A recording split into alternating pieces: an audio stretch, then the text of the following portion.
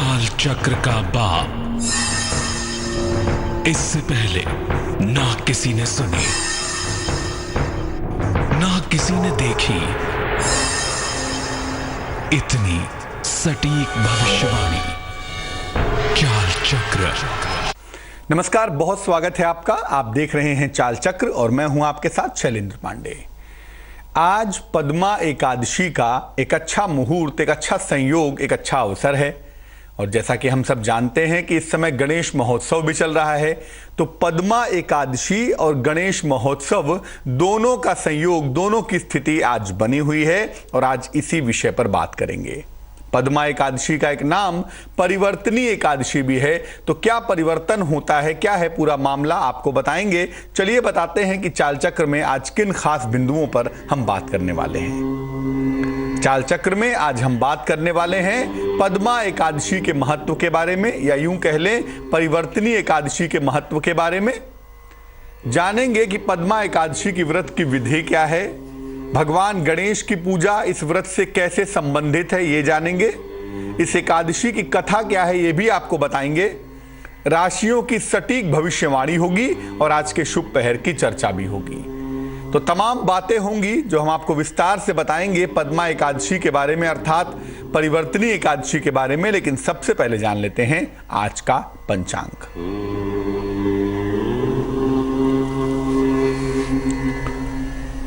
आज तिथि है भाद्रपद शुक्ल एकादशी। आज की तिथि है भाद्रपद मास के शुक्ल पक्ष की एकादशी तिथि और आज ही द्वादशी तिथि की शुरुआत भी हो गई है। नक्षत्र है आज का उत्तराषाढ़ा नक्षत्र और उत्तराषाढ़ा के उपरांत आज ही श्रवण नक्षत्र भी है। चंद्रमा मकर राशि में संचरण कर रहे हैं और चंद्रमा के इस चाल के आधार पर हम ये समझ पाएंगे कि आज का दिन कैसा जाने वाला है, कितना अच्छा, कितना बुरा, कितना प्लस है, कितना माइनस है। राहु काल का जो समय है जिसमें कोई भी नया और शुभ कार्य नहीं करेंगे, वो समय है दोपहर के 3 बजे से तकरीबन 4:30 तक, जिसमें कोई भी नया और शुभ कार्य करना मना होगा। उत्तर दिशा की तरफ यात्रा करने की मनाही है, तो बेहतर होगा उत्तर दिशा की तरफ यात्रा ना करें। लेकिन अगर यात्रा करना जरूरी है, मजबूरी है, तो ऐसी दशा में भगवान का स्मरण करके और जरा सा गुड़ खा के यात्रा करेंगे तो मुश्किल से बचे रहेंगे। सबसे पहले जानते हैं कि पद्मा एकादशी का महत्व क्या है, पद्मा एकादशी को मूल्यवान क्यों कहते हैं। भाद्रपद शुक्ल पक्ष की एकादशी को पद्मा एकादशी कहा जाता है। भाद्रपद मास के शुक्ल पक्ष की एकादशी को पद्मा एकादशी कहते हैं। हर महीने की शुक्ल पक्ष में एक एकादशी होती है, एक होती है कृष्ण पक्ष में। तो जो शुक्ल पक्ष में पड़ती है भाद्रपद महीने में, उसका नाम पद्मा एकादशी है। इसको परिवर्तनी एकादशी भी कहा जाता है, इसको जयंती एकादशी भी कहा जाता है। परिवर्तनी एकादशी इसलिए कहते हैं क्योंकि भगवान विष्णु जो कि योग निद्रा में लीन है, वो करवट लेते हैं, उनके सोने के पोस्चर में, सोने की स्थिति में परिवर्तन होता है। इसीलिए इसका एक नाम परिवर्तनी एकादशी है और एक नाम जयंती एकादशी भी है। ज्यादातर लोग इसे पद्मा एकादशी या परिवर्तनी एकादशी के नाम से जानते हैं। भगवान विष्णु अपने सोने की मुद्रा में परिवर्तन करते हैं, करवट लेते हैं, इसीलिए इसे परिवर्तनी एकादशी भी कहा जाता है। इस एकादशी का व्रत करने से जाने अनजाने किए गए सारे पाप नष्ट हो जाते हैं। हमसे बहुत बार जाने अनजाने तमाम पाप हो जाते हैं, तमाम गलतियां हो जाती हैं। वो तमाम पाप, तमाम गलतियां नष्ट हो जाती हैं अगर हम पद्मा एकादशी का व्रत रखते हैं या परिवर्तनी एकादशी का व्रत रखते हैं, तो जाने अनजाने किए गए सारे के सारे पाप हमारे नष्ट हो जाते हैं। इस लोक में भौतिक संपन्नता प्राप्त होती है और परलोक में मुक्ति की प्राप्ति होती है अगर हम परिवर्तनी एकादशी का व्रत रखते हैं, पद्मा एकादशी का व्रत रखते हैं। तो भौतिक संपन्नता और मुक्ति दोनों की प्राप्ति होती है, यानी भौतिक जीवन में भी संपन्नता होती है और परलोक में भी मुक्ति की प्राप्ति अवश्य हो जाती है। अब एक बड़ा सुंदर सा मामला होता यह है कि एकादशी का मामला होता है। एकादशी में भी ऐसी एकादशी जब भगवान अपने करवट लेते हैं, जब भगवान आपके पापों का नाश करते हैं, और उसी के साथ पैरेलल गणेश महोत्सव भी चल रहा होता है। तो गणेश महोत्सव चलने के साथ साथ दो तरह से आपको फायदे होते हैं। एक तो भगवान गणेश की कृपा मिलती है और दूसरे श्री हरि भगवान विष्णु की कृपा मिलती है। दोनों की कृपा प्राप्त होती है अगर आप पद्मा एकादशी या परिवर्तनी एकादशी का व्रत रखते हैं, तो उपवास रखते हैं तो पद्मा एकादशी या परिवर्तनी एकादशी दोनों ही बड़े मूल्यवान मामले हैं और दोनों ही आपके लिए बहुत लाभदायक हो सकते हैं, लाभकारी होते हैं अगर आप व्रत रखते हैं, अगर आप उपवास रखते हैं तो।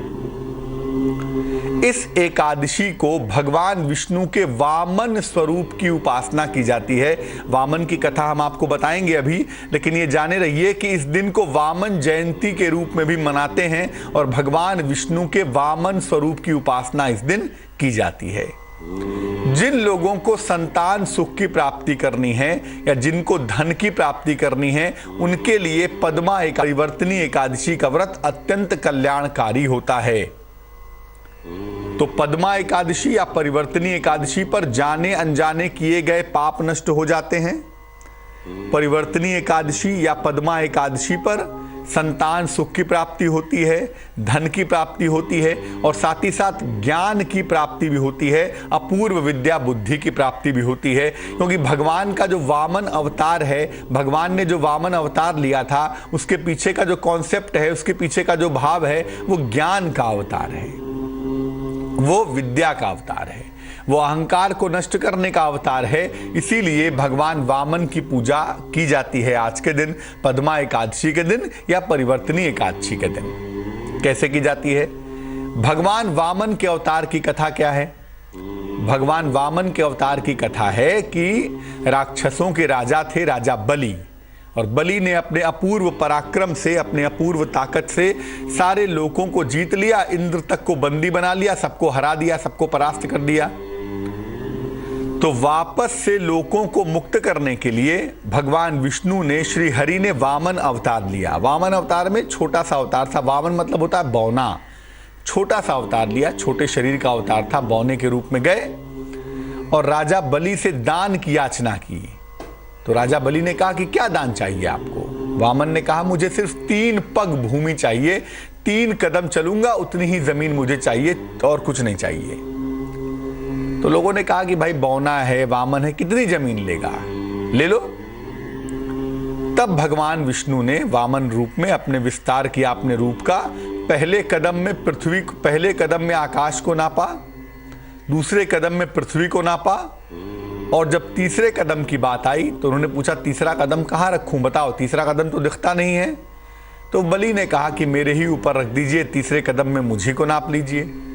तो तीसरे कदम में भगवान विष्णु ने राजा बलि को नाप लिया और उसके बाद से राजा बलि पाताल लोक में चले गए और पाताल लोक में जाने के बाद भगवान विष्णु ने उनको आशीर्वाद दिया कि मैं तुम्हारे लोक में तुम्हारी पहरेदारी करूंगा। भगवान विष्णु उनके कृपा, उनके दया से, उनके दान से बड़े प्रसन्न हुए। तो ये कहा जाता है कि चतुर्मास जो होता है, जिसमें 4 महीने शुभ कार्य वर्जित होते हैं, इन चतुर्मास में भगवान विष्णु बलि के द्वार पर रह के पहरा भी देते हैं अपने भक्त की मान्यता को स्थापित करने के लिए। ये एक पौराणिक कथा है, लेकिन पौराणिक कथा का कुल भाव यही है, राजा वामन, जो भगवान वामन ने अवतार लिया था, उसका भाव यही है कि जब आप अहंकार से परिपूर्ण हो जाएंगे, जब आप बहुत ज़्यादा अहंकारी हो जाएंगे, जब धन से संपन्न हो जाएंगे और जब धन के साथ साथ ज्ञान नहीं होगा आपके पास, तो वामन का अवतार होगा ताकि धन के साथ ज्ञान की प्राप्ति भी हो सके। और भगवान वामन की उपासना करने से किसी भी व्यक्ति को धन की, संतान की, पापों से मुक्ति का वरदान तो आज मिलता ही है, आज उनकी पूजा करने से ज्ञान, विज्ञान और बुद्धि का वरदान भी प्राप्त होता है। अब ये जानते हैं कि इस व्रत की विधि क्या है। आज जो लोग पद्मा एकादशी का व्रत रखेंगे, जो लोग परिवर्तनी एकादशी का व्रत रखेंगे, उसकी विधि क्या होगी, उसका सिस्टम क्या होगा? प्रातः काल स्नान करके सूर्य भगवान को जल अर्पित करें। सुबह स्नान करके, अभी तो वक्त है, 12 बजे के पहले नहा करके सूर्य भगवान को जल दीजिए। इसके बाद पीले वस्त्र धारण करके पहले भगवान विष्णु की पूजा करिए, नारायण की पूजा करिए और फिर भगवान गणेश की पूजा करिए। श्री हरि को, भगवान विष्णु को पीले फूल, पंचामृत और तुलसी के 2 पत्ते, जिसको तुलसी दल कहते हैं, ये अर्पित करिए। गणेश जी को मोदक, लड्डू और दूर्वा यानी दूब घास अर्पित करिए। पहले गणेश जी के मंत्र का जप करिए, उसके बाद भगवान विष्णु के मंत्र का जप करिए। भगवान गणेश के बड़े सारे मंत्र हैं। ओम गंगणपतये नमः, ओम गणेश वक्रतुंडाय हूम। पहले भगवान गणेश के मंत्रों का जप करिए और उसके बाद भगवान विष्णु के मंत्रों का जप करिए। ओम नमो नारायणाय, ओम हरे नमः। फिर भगवान विष्णु के मंत्र का जप करिए। किसी निर्धन व्यक्ति को जल का, अन्न वस्त्र का या जूते छाते का दान करिए। किसी निर्धन व्यक्ति को जल का, अन्न वस्त्र का या जूते छाते का अगर आप दान करें तो बड़ा सुंदर होगा, बड़ा अच्छा होगा। ये दान करने के परिणाम बड़े अच्छे होंगे, बड़े सुंदर होंगे। तो किसी निर्धन व्यक्ति को जल का दान करें, अन्न वस्त्र का दान करें या जूते छाते का दान करें। और आज के दिन अन्न का सेवन बिल्कुल ना करें। अगर उपवास रखें तो बड़ा अच्छा है, और उपवास में अन्न का सेवन ना करें। चावल का, दाल का, आटे का, गेहूं का, इनका सेवन ना करें। जल या फल ग्रहण करें तो बहुत अच्छा होगा। जलाहार या फलाहार ग्रहण करें, क्योंकि जब आपका शरीर हल्का होगा, जल या फल ग्रहण करेंगे तो मन ज्यादा शांत होगा। और शांत मन से की गई प्रार्थना, शांत मन से की गई उपासना ज्यादा कारगर भी होगी, ज्यादा बेहतर भी होगी। तो आज का दिन एक बड़ा मौका है भगवान वामन की पूजा करने का, भगवान विष्णु की पूजा करने का और भगवान विष्णु के साथ भगवान गणेश की पूजा करने का। गणेश महोत्सव का पर्व चल रहा है। ऐसे में एकादशी का ये सुंदर संयोग आपके जीवन की मुश्किलों को दूर कर देगा। अलग अलग मुश्किलों को दूर करने के लिए आज क्या उपाय करने चाहिए, चलिए आपको बताते हैं। सबसे पहले बताते हैं संतान प्राप्ति के लिए आज क्या उपाय किए जाएंगे। भगवान गणेश को अपनी उम्र के बराबर मोदक यानी कि लड्डू अर्पित करें। भगवान गणेश को अपनी उम्र के बराबर मोदक यानी लड्डू अर्पित करें। संतान गणपति स्तोत्र का पाठ करें। संतान गणपति स्तोत्र उपलब्ध हो जाएगा आपको। संतान गणपति स्तोत्र का पाठ करें, और नहीं तो ओम उमा पुत्राय नमः का जप करें। भगवान गणेश को अपनी उम्र के बराबर मोदक अर्पित करें। मान लिया आपकी उम्र 28 साल है, संतान नहीं हो पा रही है, तो पहले 28 मोदक या 28 लड्डू भगवान गणेश को अर्पित करें। इसके बाद संतान गणपति स्तोत्र का पाठ करें, और इसके बाद भगवान गणेश का बेसिक मंत्र है ओम उमा पुत्राय नमः। ओम उमा पुत्राय नमः, इस मंत्र का जप करें 108 बार। अगर ऐसा करते हैं तो निश्चित रूप से आपकी मुश्किलें दूर होंगी। संतान की प्राप्ति आपको सरलता से, सहजता से हो पाएगी। लेकिन यह प्रयोग आज ही करना होगा। दिन के समय में करना चाहें दिन में करें, शाम को करना चाहें शाम को करें। दूसरा प्रयोग है आर्थिक लाभ का प्रयोग। धन संपत्ति आपको चाहिए, पैसे चाहिए, तो आर्थिक लाभ के लिए क्या करेंगे, क्या प्रयोग करेंगे। भगवान गणेश को एक मिट्टी का या धातु का चूहा अर्पित करें। मिट्टी का चूहा बना हुआ हो, मिट्टी का मूषक हो, या धातु का, मेटल का, सोने चांदी तांबे पीतल का भी चूहा आता है, उसका चूहा अर्पित करें। इसके बाद उन्हें पीले फूल और पीला प्रसाद अर्पित करें। पीले फूल, पीली मिठाई, पीले कपड़े, ये सब भगवान गणेश को अर्पित करें। और इसके बाद एक मंत्र का जप करेंगे। मंत्र होगा ओम श्रीं सौम्याय सौभाग्याय गंगणपतये नमः। फिर से नोट करें, धन प्राप्ति का अचूक मंत्र है। आज तो जपेंगे ही, आज के अलावा भी धन प्राप्ति के लिए इस मंत्र का जप कर सकते हैं। मंत्र देखें, मंत्र है ओम श्रीं सौम्याय सौभाग्याय गंगणपतये नमः। ओम श्रीं सौम्याय सौभाग्याय गंगणपतये नमः। इस मंत्र का 108 बार जप करें, निश्चित रूप से आपको लाभ होगा। और जब जप कर लेंगे तो चूहे को अपने धन रखने के स्थान पर रख देंगे, अपने तिजोरी में, अपने लॉकर में उसको रखे रहेंगे। ऐसा माना जाता है कि इस प्रयोग को करने से निरंतर धन आता रहता है, धन की मुश्किलें दूर हो जाती हैं। व्यापार में सफलता चाहते हैं, कारोबार में सफलता नहीं मिल पा रही है, क्या करना चाहिए, क्या उपाय करना चाहिए जिससे व्यापार में सफलता की प्राप्ति हो सके। क्या उपाय है, क्या तरीका है उसका। हल्दी से गणेश जी बनाएं, चाहे तो दीवार पे बनाएं, चाहे तो कागज पे बना लें, चाहे तो हल्दी को मिट्टी में मिला के भी बहुत सारे लोग बनाते हैं, लेकिन आप दीवार पे या कागज पे भी बना सकते हैं। हल्दी से गणेश जी बनाएं, इनको मोदक यानी लड्डू, दूर्वा यानी दूब घास और बेलपत्र अर्पित करें।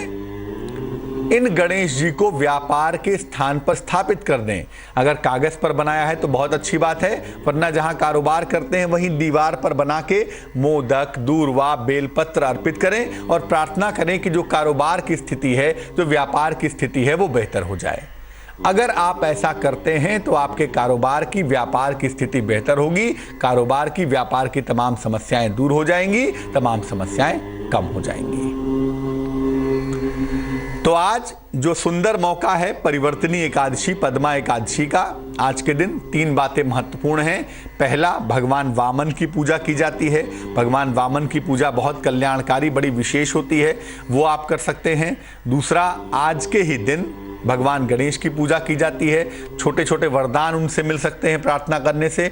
और आज के दिन अगर आप व्रत उपवास रखते हैं, दान करते हैं निर्धनों को, भगवान से प्रार्थना करते हैं, तो आज के दिन निश्चित रूप से आपको ज्ञान का वरदान मिलता है, आपके पापों का नाश होता है, आपका जीवन बेहतर होता है। तो आज का दिन बड़ा महत्वपूर्ण है, बड़ा इंपॉर्टेंट है। और आपको बता दूं कि भगवान गणेश और भगवान विष्णु की पूजा का ये कॉम्बिनेशन, ये सुंदर अवसर वर्ष में केवल एक बार मिलता है। तो जो लोग व्रत उपवास नहीं रख पाए हैं, कोई बात नहीं, कम से कम शाम को आज भगवान वामन की पूजा कर लेंगे। भगवान विष्णु का वो स्वरूप जिसमें भगवान विष्णु ने वामन के रूप में अवतार दिया था, आज शाम को उनकी पूजा पहले आप कर लीजिएगा, पहले उनके मंत्रों का जप कर लीजिएगा। कोई मंत्र नहीं जानते, कम से कम विष्णु सहस्त्र नाम का पाठ कर लीजिएगा हिंदी या संस्कृत में, और उसके बाद भगवान गणेश की दीपक जलाकर मोदक अर्पित करके पूजा कर लीजिएगा। ऐसा करने से आज का दिन पूर्ण होगा, आज के दिन भगवान की कृपा आपको मिल पाएगी। और आज की पूजा में ध्यान रखिएगा कि आप भगवान विष्णु को तुलसी दल अर्पित कर सकते हैं, लेकिन भूल कर भी गलती से भगवान गणेश को तुलसी के पत्ते अर्पित मत कर दीजिएगा। भगवान गणेश की पूजा में तुलसी दल वर्जित है। स्वागत है आपका ब्रेक के बाद। आप देख रहे हैं चाल चक्र। ब्रेक पर जाने के पहले परिवर्तनी एकादशी के साथ गणेश महोत्सव का जो कॉम्बिनेशन बना हुआ है, उस पर हमने चर्चा की, उसके बारे में आपको बताया। किन बातों पर, किन विषयों पर आगे बात करने वाले हैं, चलिए डालते हैं नजर कि आगे चाल चक्र में क्या है खास आपके लिए। चाल चक्र में आगे बात करेंगे आज आपके राशियों की सटीक भविष्यवाणी की, कैसे आप अपने दिन को बेहतर बनाएंगे ये जानेंगे। आज का शुभ पहर क्या होगा ये समझेंगे, और शुभ पहर के खास उपाय पर भी चर्चा जरूर करेंगे। साथ ही साथ ये भी बताएंगे कि परिवर्तनी एकादशी पर यानी आज के दिन क्या दान करना सबसे ज्यादा महत्वपूर्ण होता है, मूल्यवान होता है, शास्त्र सम्मत है, ये बताने की कोशिश भी करेंगे। तो चलिए आगे बढ़ते हैं। सबसे पहले जान लेते हैं मेष राशि के लोगों के लिए आज का दिन कैसा जाने की संभावना बनी हुई है। मेष राशि, विदेश से, दूर से कोई शुभ समाचार मिलता हुआ आपको दिखाई देगा। सेहत आपकी अच्छी बनी रहेगी। धन के लेन देन में लाभ होने की संभावना भी बन पा रही है। शुभ रंग जिसका इस्तेमाल करेंगे वो होगा आसमानी, और भाग्य होगा तकरीबन 70%। वृष राशि, आर्थिक पक्ष आपका मजबूत होगा। कारोबार में विस्तार के योग बने हुए हैं। संतान को लेकर कहीं ना कहीं मन में चिंताएं दिख रही हैं, चिंता हो सकती है। शुभ रंग क्रीम होगा, और भाग्य होगा तकरीबन 74%। मिथुन राशि, वाहन दुर्घटना हो सकती है। जीवन साथी के साथ या भाई के साथ विवाद के संकेत बने हुए हैं। धन की प्राप्ति भी आसानी से होने के संकेत दिखाई दे रहे हैं, यानी कुल मिला जुला के धन तो मिलेगा, लेकिन रिश्तों में दिक्कत ना आए इसका ध्यान रखेंगे। शुभ रंग नीला होगा, और भाग्य होगा 51%। कर्क राशि, किसी पुराने मित्र से आपकी मुलाकात होगी। संपत्ति खरीदना चाहें तो यस, प्रॉपर्टी खरीद सकते हैं, संपत्ति क्रय कर सकते हैं, लेकिन किसी तरह के वाद विवाद के चक्कर में ना पड़े। वाद विवाद हो सकता है, वाद विवाद से बचाव करना बहुत आवश्यक है। शुभ रंग जिसका इस्तेमाल करेंगे, प्रयोग करेंगे, वो होगा गुलाबी। और भाग्य आपका साथ निभाएगा तकरीबन 78%। सिंह राशि, लिखा पढ़ी में सावधानी बनाए रखें, वाहन दुर्घटना के प्रति सतर्क रहें, सचेत रहें, बचाव करें और वाणी पर नियंत्रण रखें। कुछ ऐसा ना बोलें, कुछ ऐसा ना कह दें जिससे चीजें खराब हो जाएं। शुभ रंग नारंगी होगा और भाग्य होगा तकरीबन 88%। कन्या राशि, महत्वपूर्ण निर्णय फिलहाल टाल दें, मान सम्मान पर बहुत ध्यान दें, आकस्मिक धन का लाभ होता हुआ भी फिलहाल आपको दिख पा रहा है। शुभ रंग जिसका इस्तेमाल करेंगे वो होगा सुनहरा और भाग्य होगा तकरीबन 67%। तुला राशि, धन के नुकसान से बचाव करना है आपको। किसी अतिथि का आगमन होता हुआ दिखाई दे रहा है। किसी प्रिय व्यक्ति से दूरियां हो सकती हैं, रिश्तों में दिक्कत आ सकती है, इसका ध्यान रखिए। शुभ रंग गुलाबी और भाग्य होगा 78%। वृश्चिक राशि, आर्थिक नुकसान से आपको बचाव करना है, वाणी पर नियंत्रण बनाए रखना है। अगर कोई मुश्किल आती हुई दिखाई देती है तो भगवान शनि की पूजा करें, इससे मुश्किल थोड़ी कम हो जाएगी। शुभ रंग सफेद और भाग्य होगा 54%। धनु राशि, धन कहीं डूबा हुआ है, फंसा हुआ है, डूबा हुआ धन आपको प्राप्त होगा। अगर अविवाहित हैं तो विवाह आपका तय हो सकता है। आंखों की समस्या से आपको बचाव करना चाहिए। शुभ रंग धानी होगा और भाग्य होगा 81%। मकर राशि, परिवार के दायित्वों पर आपको ध्यान देना है, विवादों से बचाव करना है। प्रेम संबंधों की शुरुआत के संकेत दिखाई दे रहे हैं। शुभ रंग हरा है लेकिन मेहनत बहुत करनी होगी, बहुत परिश्रम वाला दिन है। भाग्य है 45%। कुंभ राशि, तमाम विवाद आपके हल होते हुए दिखाई देंगे। प्रतियोगिता के मामले में, शिक्षा के मामले में सफलता मिलेगी आपको। किसी अतिथि का आगमन होता हुआ दिखाई देगा। शुभ रंग क्रीम होगा और भाग्य होगा 82%। मीन राशि, सेहत का बहुत ख्याल रखेंगे। नौकरी में परिवर्तन ना करें तो बेहतर होगा। कर्ज का लेन देन करने से भी आपको बचना है, कर्ज के लेन देन से दूर रहें। शुभ रंग सुनहरा और भाग्य मध्यम होगा, भाग्य होगा 65%।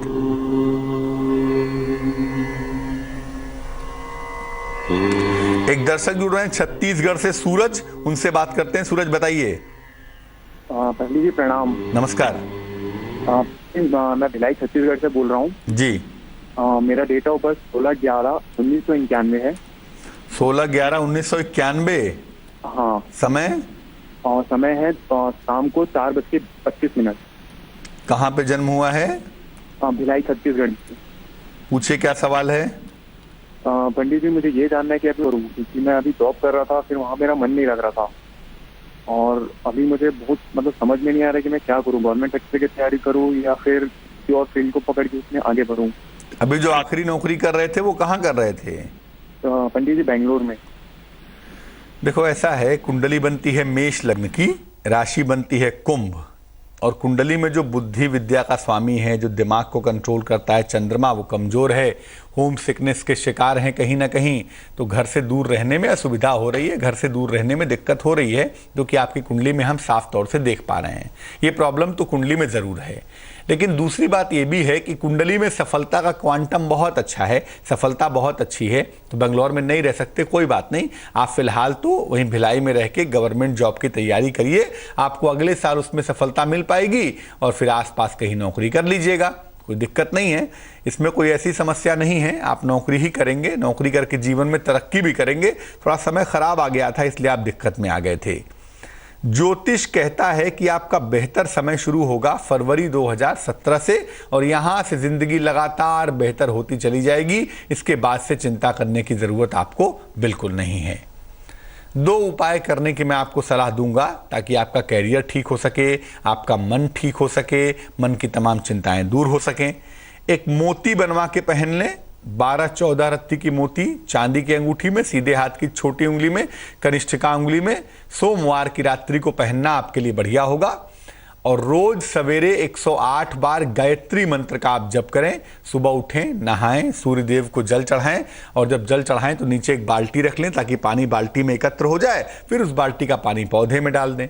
तो अगर आप सूर्य को रोज सुबह जल चढ़ाएं और साथ में 108 बार गायत्री मंत्र का जप करें, मोती पहने, तो इससे लाभ होने की उम्मीद है। और बाकी डट करके कोशिश करिए, सफलता आपको प्राप्त होगी।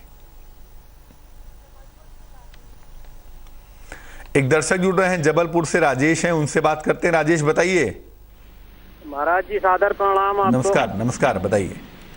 महाराज जी मेरी पहले भी आपसे बात हुई थी तो करियर के बारे में पूछा था और मेरी पत्नी ने भी आपसे पूछा था, तो आपने पत्नी को मेरे लिए पन्ना बताया था और मुझे मूंगा बताया था सर।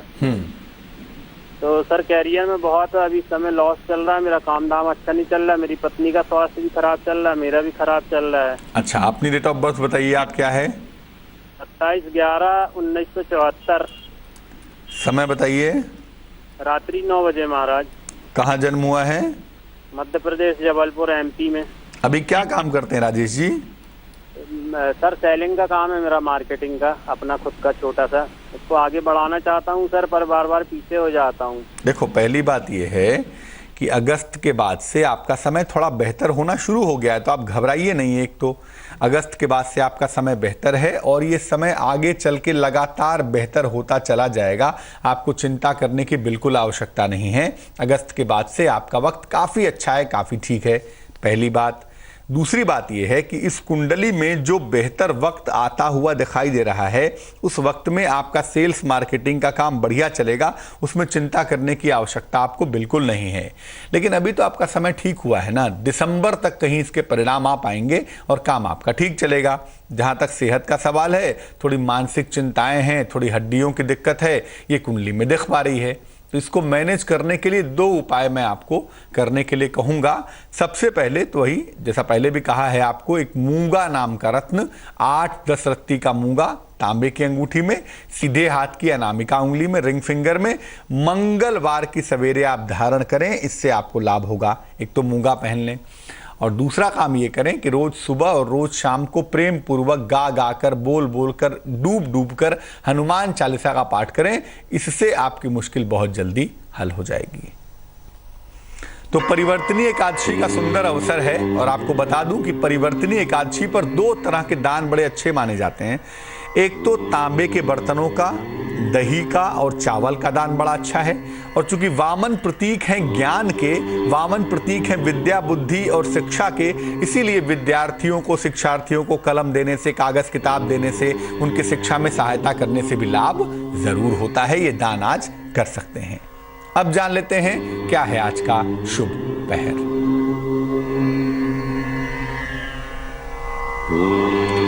आज का शुभ पहर है शाम को 7 बजे से रात को 8:30 तक। आज का शुभ पहर है शाम को 7 बजे से रात को 8:30 तक। इस समय में भगवान कृष्ण को पंचामृत का भोग लगाएं और घर के सभी लोग इस पंचामृत को प्रसाद के रूप में ग्रहण करें। इससे घर के लोगों में आपसी तालमेल लगातार उत्तम होगा, आपसी तालमेल लगातार बेहतर होगा। लेकिन ये करना होगा शुभ पहर में ही। और शुभ पहर का समय फिर से नोट करें, शुभ पहर का समय होगा शाम को 7 बजे से रात को 8:30 तक। तो आज के लिए चाल चक्र में बस इतना ही। मुझे दीजिए इजाजत। आगे देखिए संजय सिन्हा की कहानी रिश्ते। नमस्कार।